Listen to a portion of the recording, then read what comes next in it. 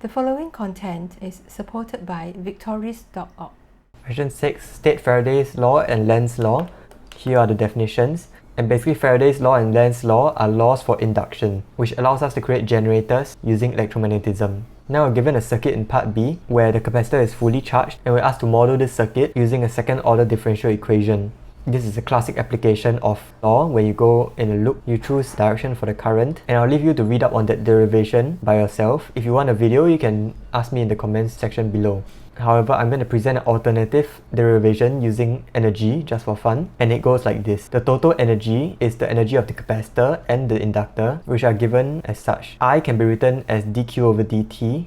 And now we have the total energy in terms of Q. We know that the total energy must be conserved, so du over dt must be equal to 0. Now equating this expression with 0 allows us to cancel out the dq over dt and obtain the following expression. Now what does this look like? It looks like SHM. Rearranging the equation gives us this, and this is a second derivative with respect to time of some quantity Q, which represents a charge on the capacitor. And on the right hand side, we have minus something of Q. This constant over here would be omega squared, and recognizing that form gives us the following solution of Q. Now you may be wondering, where's the phase factor in this question? Isn't there a plus phi in the general solution? And the answer is that because we're given at time t equals to 0, the capacitor is fully charged. Substituting in t equals to 0 over here will give us Q naught, and that asserts that phi must be 0. We don't need to include the phase factor in this question over here. But for a general SHM question, you do need to. Now initially the capacitor is fully charged with some charge that they have given us, and the inductor has some inductance. We're asked to find the next time at which the capacitor is fully charged. Now fully charged, according to me, we have two interpretations. One is when the capacitor is charged with plus Q naught and minus Q naught like that.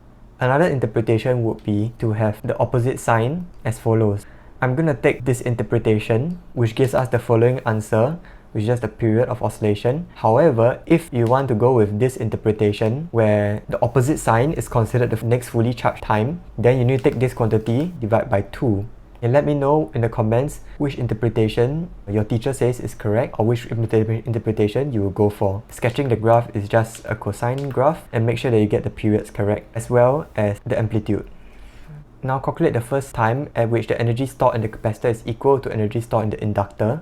When the two energies are equal, they are equal to half the total energy U. We know the total energy is Q naught squared over 2C, the initial state of the capacitor, and hence we just need to find the value of T, for which Q of T substituted in here will be equal to the right hand side, which is a constant. That means we're looking for the value of T such that Q of T is 1 over square root 2 of the initial charge, which is equivalent to saying cosine of this quantity is equals to 1 over square root 2. We know from our cosine special angles that this corresponds to pi over 4, and solving for T gives us answer.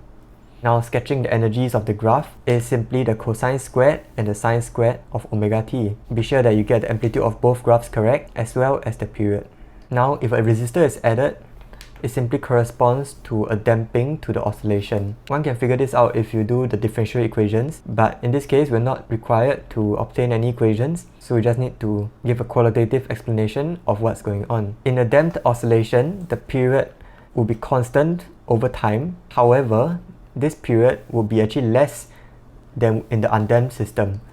So the answer is that adding a resistor would cause the period to decrease.